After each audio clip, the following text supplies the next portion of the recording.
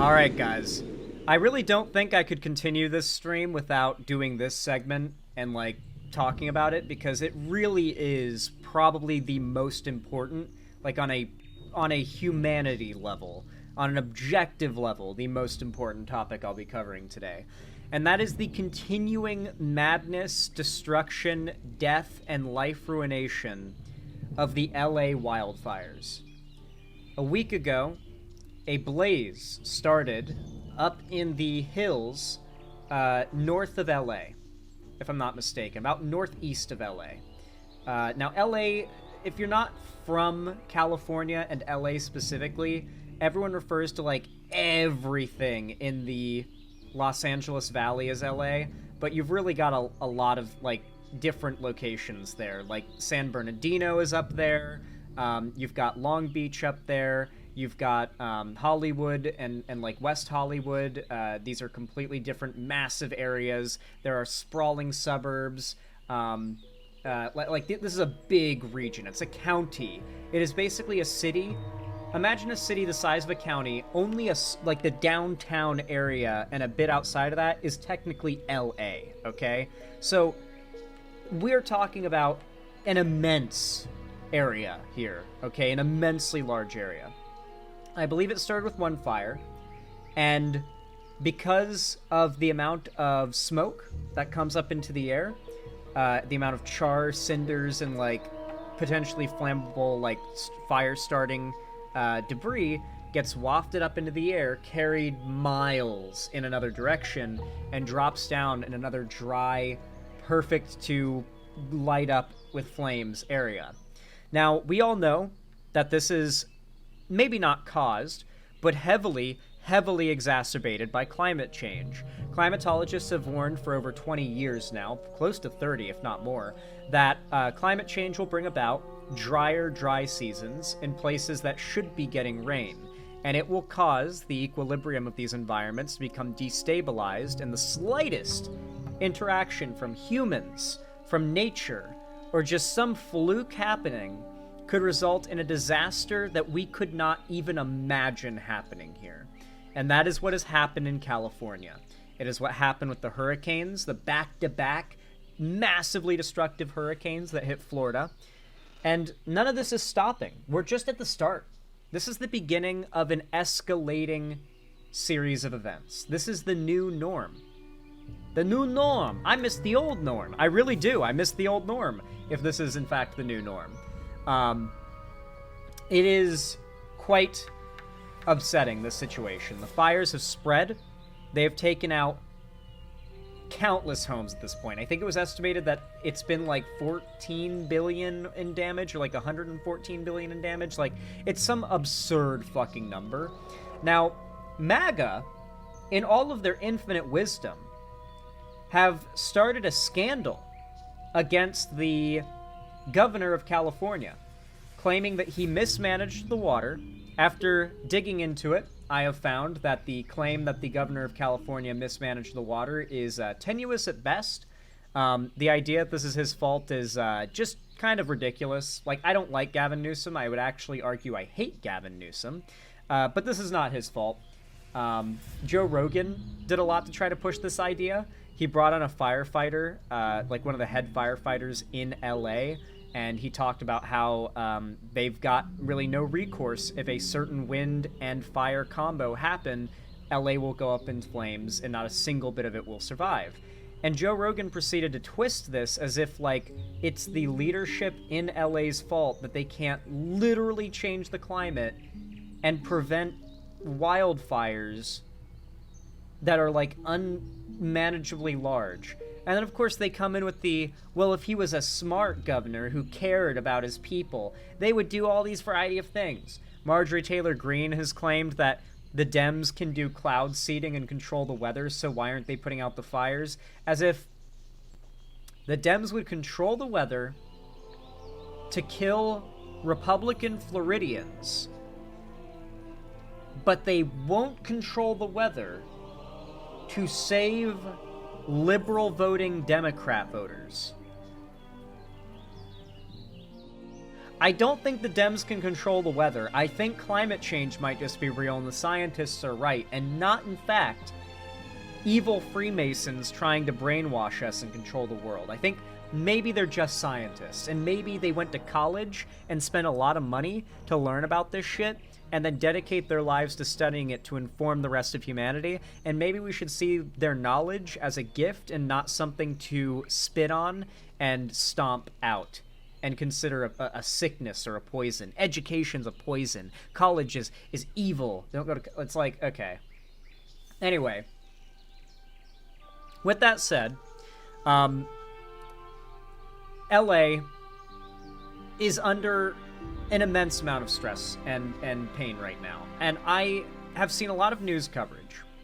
I'm not saying the news coverage has been bad, but much like when the hurricane hit, or the hurricanes hit in Florida, you'll remember that the best footage and the best look into the reality of what people are facing were YouTubers.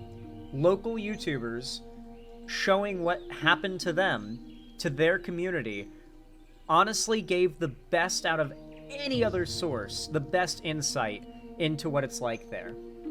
And so I'm going to start by showing you guys a video. This video, to be clear, is actually 8 days old. This video is a bit out of date. Is there a more recent one? If there's a more recent one, we'll watch that instead, but I don't think there is. Yeah, there's not a more recent one, but regardless, it doesn't really matter because in this video, he is driving around the damaged areas, and he's speaking to people and all that. And, you know, obviously, that's what the situation is. I don't think the video needs to be, like, today's most recent, like, drive-through of the most recently burned neighborhood. The point is, the fire is only, like, a quarter contained at the most. Of course, you've got the chuds saying, why don't they just take water from the ocean to put the fire out?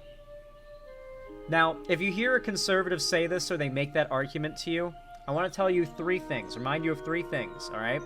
One, do you really think the firefighters wouldn't have thought of that already, if it was a good option?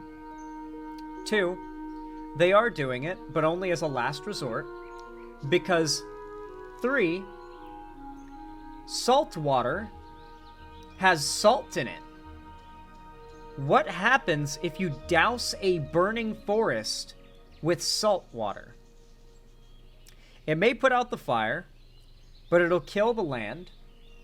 Maybe not kill the land. The salt water may not be concentrated to actually poison the land all that much, but what it will do is dehydrate the land. It will dehydrate that land. The salt and that salt water will just kind of dry out and saltify the areas that it's dunked on. And not very much noticeably, but enough that it'll make it a lot easier to burn down these forests in the future. It'll be a lot harder to prevent these fires down the road because you salted and dehydrated the already dry earth. The salt water, or the water in the salt water is going to evaporate in a day or two. The salt stays forever, okay? You're never going to get rid of that salt in all that area. And so, of course, it is a very, very last-ditch effort to stop the flames when they start bringing in massive amounts of seawater to try to put out the fires. But, of course, conservatives from, like, paid MAGA shills all the way to, like, ignorant dude bro podcasters think these are genuinely good suggestions that only they have had the brains to come up with, and that the dumb Democrats, like, that control LA, just, they can't figure it out. They just never thought of taking all the water from the coast and just putting it on the fire. They're so dumb. You know? It's like, okay. Anyway, to get serious, let's take a look into the reality of what people are facing. Riding in the disaster zones from the LA wildfires. Business as usual out here. There's people driving around, there's people walking around. About 5 minutes north, everything's sealed off. So I honestly don't know how much we're gonna see, but you know, we're gonna try and do our best. So stay tuned, let's see what happens. Our steed for today is the Ultra Bee, the most well-suited. I'm gonna blink my camera away so you can see better. Do you notice anything about the sky and the air? This is 8 days ago, when far less things were burnt, by the way. You can see the haze from the smoke. Like the traffic lights, the two red traffic lights off in the distance, you can see like significant amount of haze. And just looking at the sun particularly the sun. The fire and the sun combined and all the soot from the smoke in the sky has lit everything up to look like some kind of apocalypse movie or a western. It really reminds me, and I hate to make a pop culture reference, but like it reminds me of the Fallout show. You know, like it's that same kind of orangey apocalyptic color palette.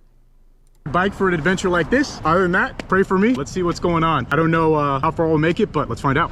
All right, this should be an interesting one, folks. First ride of the year, and LA has just completely hit the fan. There were a couple people who were out here yesterday before they really sealed all. Yeah, it's the Mexico filter. But like legitimately though, even if your house is not currently burning down, listen, I've got friends in LA. One of them has multiple pets. They are in LA right now, in their apartment, watching out their window as the glow of fires gets closer. But even if those fires never reach them, all that smoke is clogging up the city day after day. It's not clearing out. It's not going anywhere. It's been over a week of it. You can keep your house shut up as much as you like, but that smell of burning wood, the fumes and carcinogens of all the houses and cars and plastics and metals and particle board, treated particle board, and things that just you should never breathe in when they burn, notably pines. You should never breathe in the fumes of burning pines, by the way. Just a little bit of survival advice for you guys. It's toxic fumes. A lot of pines are burning in these fires. There are so many toxic, carcinogenic fumes that spread due to the burning of houses, like man-made buildings, and of course the particular tree life in the area. You do not want to breathe that shit in, and LA is now coated in a fucking blanket of that extremely toxic smog. If you're an LA resident and you're watching this, I need you to consider how bad that air is. You probably already know, but if you have underestimated by any means, consider the things that have burnt. The things that have burnt in massive quantities that are now in the air around you, and how you would never throw that into a campfire and breathe in the smoke from it burning. You would never do that. So please, if you've got PPE, wear it. Put like towels underneath like the cracks under your doors and windows. Like if you can put your hand like next to something and feel a bit of a draft, try to seal it up as best you can. There's only so much you can do, but especially if you have pets who have more fragile respiratory systems than humans do, consider these things. All the roads off? Dude, oh my God. Yeah, there could, like, asbestos could have burned up into the air for all you know. Like chemicals in the ground as well, like lead, yeah, true. I'm pretty sure, like, anthrax, right? Like, doesn't anthrax come from, like, the ground or whatever? Isn't it like a bacteria or a mold that just kind of grows in the soil? Like, couldn't like a forest fire waft anthrax into the air theoretically? Probably not, but like, could be any bullshit being particleized by that shit, you know? You got to consider fire creates like a heat column, and heat makes things kind of like float. The warm air is less dense than cooler air, and it rises and gets displaced by colder air, and that sometimes takes actual matter with it, and that's what smoke really is at the end of the day. And it could be taking all sorts of shit with it, so you never really know. Bro, I forgot the seat for my bike. Oh, that's real. There was a house with asbestos that burned in my city a couple years ago. It shut down an entire region of the city. I did not know that was a real thing, but that's good to know. Seriously, burning buildings are extremely hazardous. Like, the fumes from certain things burning, you really need to know what you do not want to be near, because you can give yourself cancer with a few breaths. It is possible. Whatever. I mean, I got the key, but I guess we're gonna be standing up. I guess I can still sit on it, honestly. Yeah, I can. It's just not quite as comfortable. Dude, I forgot the seat. So you have to take the seat off of this bike to take the battery out. I took the battery out to put it in the car, and I left the seat at home. Oh my God. I'm gonna be honest, I've done dumber stuff, so I'm not even that surprised. Honestly, we're still good. So if you're currently out of the loop of what's going on out here in LA, every year we have these really intense winds. They're called the Santa Ana winds. And this year, I think, easily was the most intense of them that I've ever experienced. That is, to be fair, I think what that firefighter that went on Joe Rogan was talking about. I'm going to turn on closed captioning And I'm going to turn down the video a little bit so you don't have to hear his loud-ass bike. Yeah, this is like that worst-case scenario of like that massive wind front LA gets combined with a forest fire. So obviously fires burn hotter and faster and harder when they receive more airflow from like a breeze or air movement. More oxygen passing through the reaction makes it more extreme and hotter. And then, of course, that's moving more particulates that can start new fires, which has been happening, where more fires are popping up, like new islands of fires start. And it's like, we already have like 500 firefighters dealing with this fire, and now we need to divert 200 of them to deal with this new fire to stop it from becoming another fire as big as the one that they were already dealing with. You know, it's like putting out a forest fire. There's really no analogy for this situation that is apt to the situation, because generally you would compare other things to this. This is a thing to compare other things to, not to compare to anything else. That is how severe and big of a deal this is. LA will be in the recovery stage of this for decades. LA will not be back to normal from this for decades. People return to their normal lives for the most part, not those who lost their homes. Even with government support, there's only so much that can be done, especially under Trump's economy and federal government. But like LA is going to be rebuilding. Is it like 100 plus 300 400 square miles of just buildings or something that have just been burnt? It's like it's an unimaginable amount of like space that has gone from being fully populated town city to just a field of smoldering rubble. Like, LA's gonna look different when I'm like 60 and they finally recovered from this. This is going to be a historical event that will be heavily focused on in textbooks. This is a massive historical event, and more people are probably going to die. Even with the evacuation, a lot of people just say, no, I'm not evacuating. I refuse. And they can't do anything about it. And people have died because of that. Actually, a lot of the deaths have been people who refuse to evacuate, because if you think you can stop the fire, if you can be there to prevent your things from being destroyed, it's hard to just leave it and be like, yes, I will leave my life up to fate. My life figuratively, not literally life, but yeah. They would rather risk their literal life to protect their figurative life. My entire life living in LA. Like, it was insane how strong the winds were yesterday. And apparently there's one tiny fire in each of these areas where there's now huge fires. And because the winds were so strong, it created these ember tornadoes. And those ember tornadoes were just traveling from place to place, creating tons of really small fires everywhere. And they all kind of combined to make really big fires all over the place. There's also a lot of dry brush. We're in a drought season. There hasn't been any rain this year, basically at all, like almost no rain. Well, definitely not this year because it's January, but last year there was very little rain as well. And that thing's sick. So is that Bronco, honestly. So it's really a perfect storm. Extreme winds, lots of dry brush, and you got yourself some fires. So where are we at right now? So I wanted to let him explain that, like, because he is obviously an LA resident, he's showing his community. He would explain, like, what caused this better than I would. So I wanted to play that for you, but then I'm going to skip to when he gets to the parts of the city that have actively just gone through the fires. Yeah, here it is. So he is now entering a part of the city that is just, you know, I think been put out, and they're still like evacuating because more fire is coming. But you're going to get a look at like how truly devastating it is. We get a bit of a look at like a normal-ish, undamaged-ish neighborhood here. Like, I don't see much fire damage here, but I think in a second we're going to see the blaring contrast. Here. Fire engine right here. Looks like it's filling up on water. Oh no, it's got a hose out. We got to go around this side. There's fire trucks everywhere. They're coming in from out of state. Oh wow, this person's house is burning. Armies of firefighters. Got a house burning. I mean, dude, look around. This house is on fire. Oh my God, it's burned to a crisp. Jesus. And this is some of the less severe damage I've seen.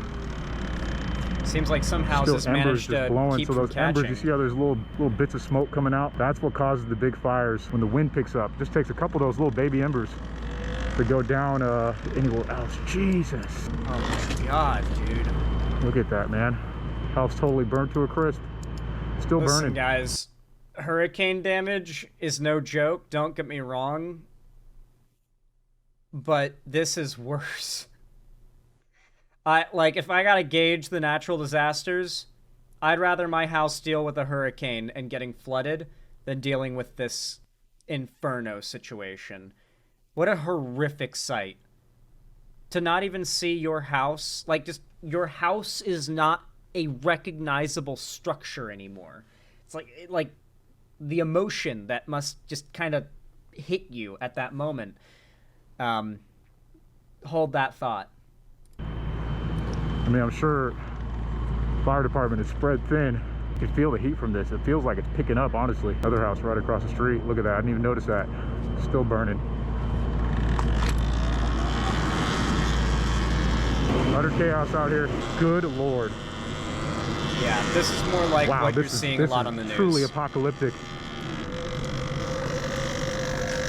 These are blocks of neighborhood that no longer exists. This was an entire street.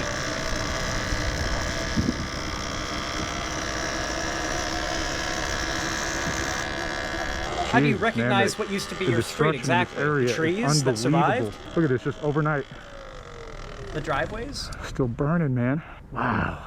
The chimneys? I mean, luckily there's zero wind in this area currently, so there's no there's probably no risk of the fire, you know, starting back up. But this is just truly haunting, man. Memories, people's possessions just gone. Fire still spreading down there. You can see the fires are still going, just still spreading. Jeez. And it's still getting worse. It's still spreading. We're over a week out, and it's still a problem.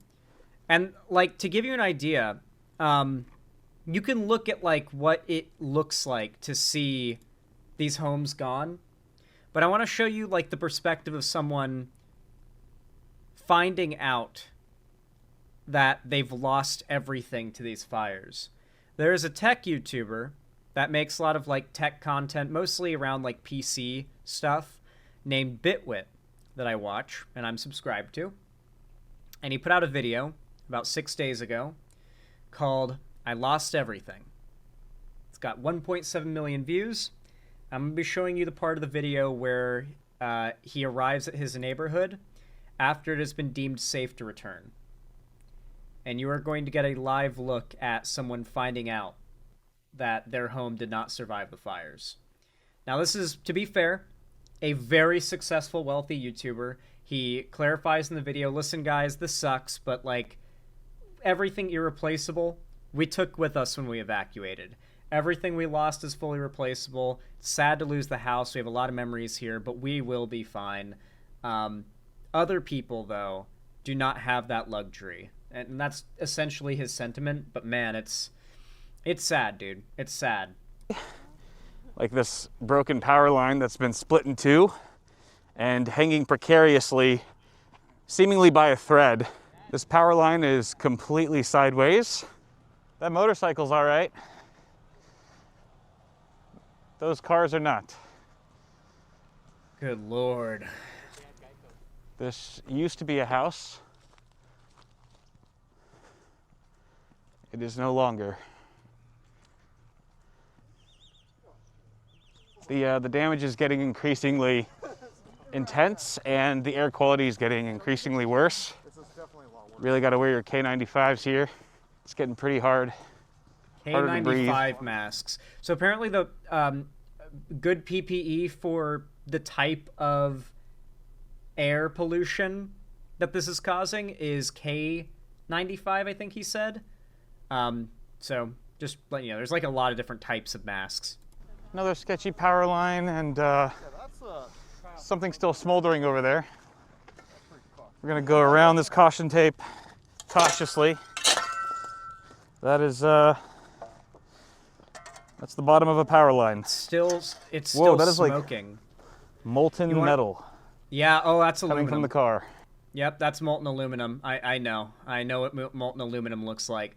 I've had a lot of adventures with backyard smelteries, and when your crucible has a malfunction and it spills molten metal everywhere, you got to wait for it to solidify, and it looks exactly like that. And it would melt at that temperature.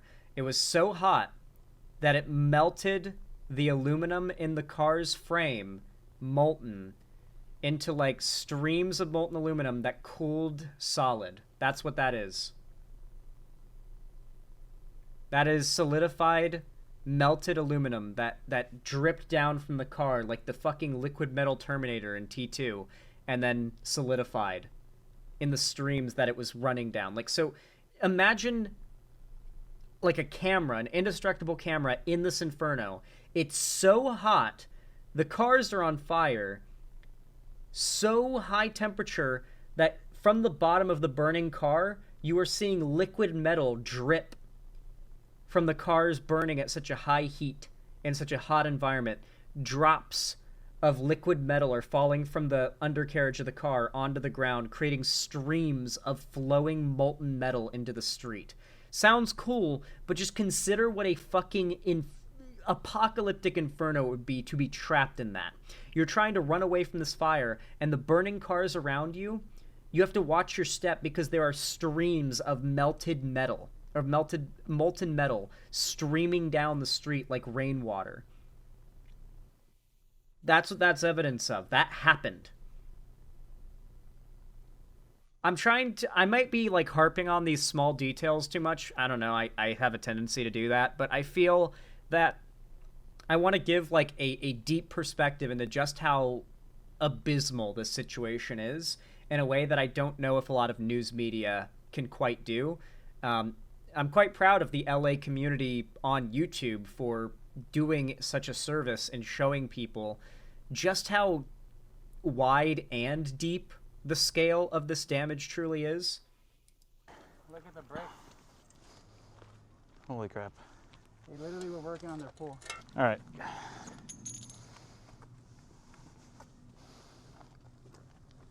The carbon fiber in the steel didn't melt, but everything aluminum melted.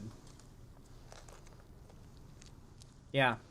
Everything that wasn't aluminum, or everything aluminum, melted.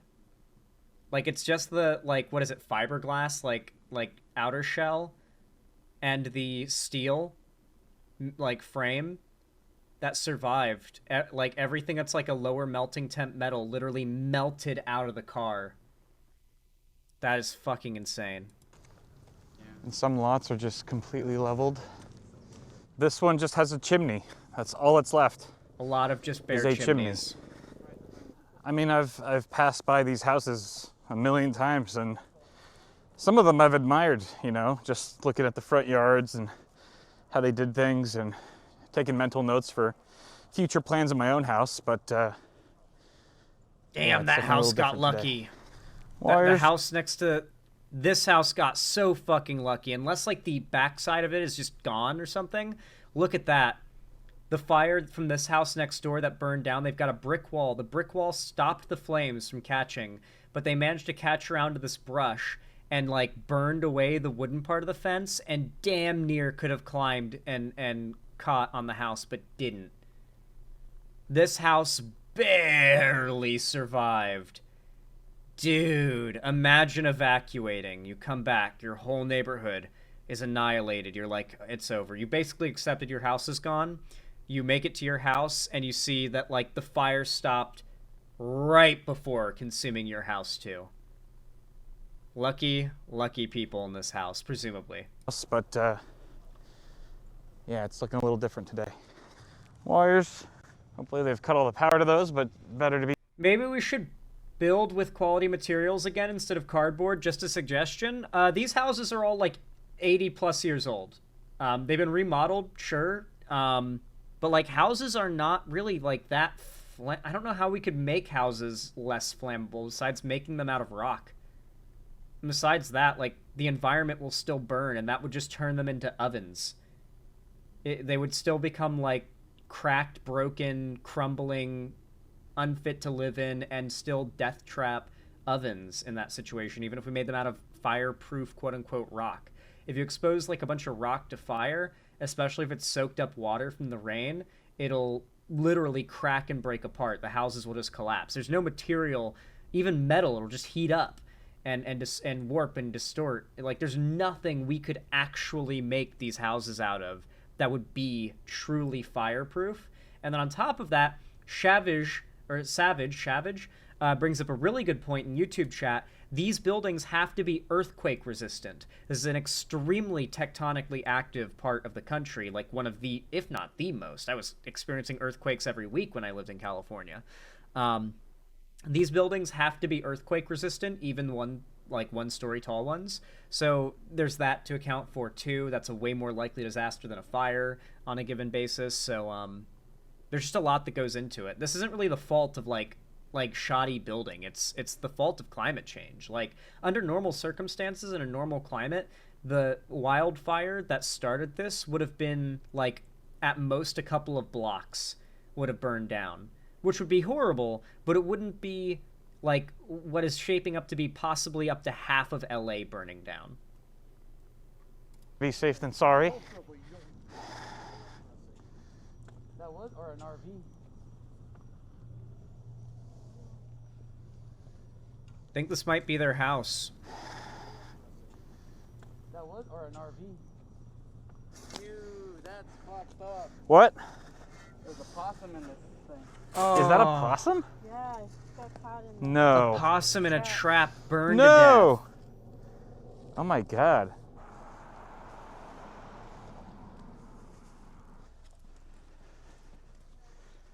Poor little creature. He deserved better.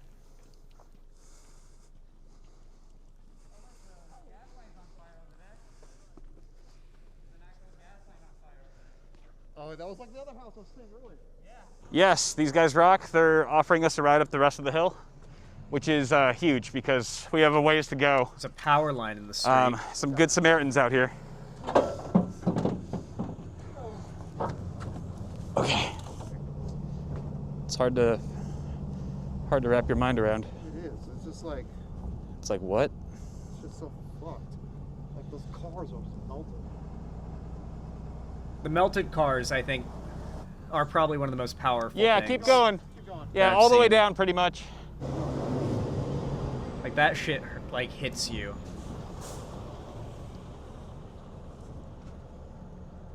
All right, this is good. Okay, this is my next door neighbor's house. Thank Didn't you. make it. Holy shit. And my place. Thank you again. Thank you. He's taking it like a champ, man. Okay, this is my house. We've arrived.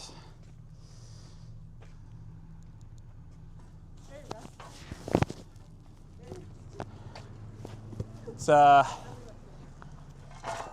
this is the Gotta get that garage. thumbnail. Gotta get that Fortunately, thumbnail. I drove to Vegas. I did not fly there. Otherwise, it's possible that my car would have not survived either. Although Mel probably would have gotten it at the last minute. But Actually, I think your garage looks better.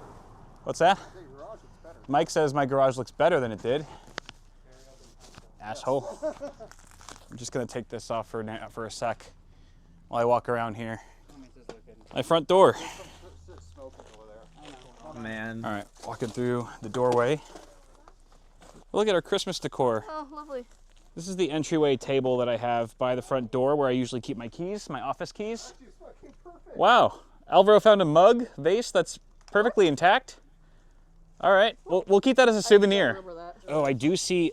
Oh no, my keys did not survive. This is a key ring. These are my Oh. keys. Okay. I don't think these are The going to keys open melted. any doors to my office. That honestly might have been it. Wait. Oh, Oh, I think Alvaro those are found it. it. Yes, Oh, the keys survived. I What are think those? this is it. Well, That one. they're a little Oh, fucked. yes. I'll take both. Thank you, sir. We got keys. We got keys. I think these will work. Oh, careful, dude. I'll be fine. That is glass. This is the entry room where the podcast used to be filmed. You could see one of my light fixtures. LED studio light. That's so expensive, bro. Lights, camera, action. Please tell me it was all insured. You're a wealthy guy. You had it had to have all been insured. This guy was a wealthy guy. Although the thing about it is that the insurance companies are trying to weasel their way out of like not actually paying out for this, which of course is a very good way to have another Luigi Mangione situation happen. And so just keep fucking around. You're gonna find out. A lot of LA residents just lost everything and have nothing now but revenge against the insurance companies that want to deny their claims. Listen, insurance CEOs, do man to man, bro to bro advice, okay? Don't do it, all right? I get that it's your game to deny people's claims and to like say fuck them. You don't want to do that. You don't want to do that. You don't want to do that here. You don't. You really don't. There are a certain percentage of people who lost their homes and lost everything who are crazy motherfuckers who would love to be the next Luigi Mangione. Like, that shit is basically inevitable at this point already. It's gonna happen again. Don't do that. Don't. Just straight up. Not even like an ideological argument. Just don't do it. Which means my Sony camera, my A7S III, should be around here somewhere, but looks like I don't really see too many remnants of it. Over here you can see the frames, the desk frames of the Corsair Platform 6 desks for the his and hers setup for my girlfriend and I that I put together last year. Bro. The desks did not survive. The frames are still standing, which is cool. And I believe this is her PC, actually. This looks to be what's left of it, anyway. My God. GPU, anyone? There's the graphics card, yeah. Yeah. Cable management needs a redo. I think I see my PC over there. My flask! To my health. There's my PC. Survived, at least. There's my PC right there. It's back Power on the supply, motherboard. which I do not want to get near, so I will Be smart. put that aside.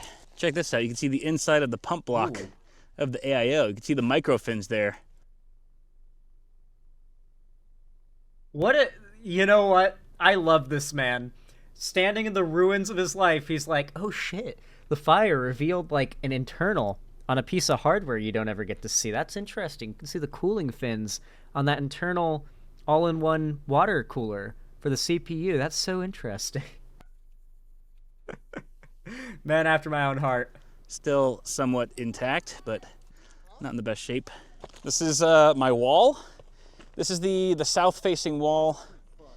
This is my favorite room in the house. This is the living room. It was newly renovated. Oh, man. Dude, it's so sad, too, because every screenshot you see of his house, it's so fucking nice, dude. Like, I could imagine living my life in a place like this and being content forever. You know, oh my God, it's so... It's harder to just look at this. Like, imagine how thrilled you would be to live here, and then imagine you lose it. Here's the before. Can you imagine just sitting on that couch, watching a show, hanging out with friends, and that's it now. Man, it's fucking depressing, dude. There's really no way else to describe it.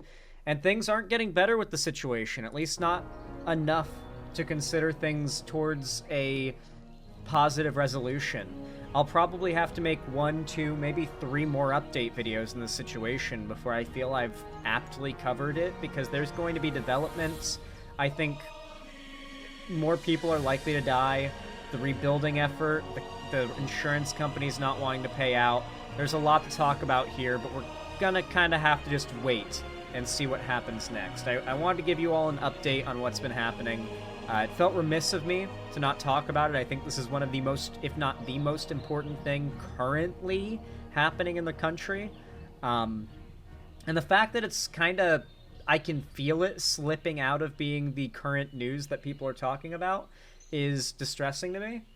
Because, like, this is an immense amount of American lives that are being destroyed and lost. And it's like, why don't we care? Why are we stopping our caring? It's still happening, you know? But this is what the 24-hour news cycle gets you, I suppose. It's genuinely tragic, but shouldn't really surprise any of us. Anyway, guys, if you enjoyed this segment somehow, or found it entertaining or educational, then please consider leaving a like and a comment. Thumbs up and comments are extremely helpful. In fact, the best way to support the channel possible, especially when I'm live. Leaving likes when I'm live streaming is a really good way to support the stream, so I really appreciate everyone who goes out of their way to do that. Consider subscribing and ringing the bell icon to turn on all notifications if you haven't already, so that YouTube actually tells you when I go live or upload new videos in the channel. And of course, follow my social medias linked down below in the description if you want to see more from me on other platforms. And finally, if you want to support me directly, financially, help me keep the lights on and a roof above my head here at the Xander Hall studio, then please consider donating, subscribing, gifting a sub, or supporting me financially through YouTube, Twitch, Streamlabs, StreamElements, Patreon, or buying merch through the Streamlabs link down below. Regardless of how you support me though, thank you all so much for watching, and as always, I hope to see you again, and I hope you have a good one.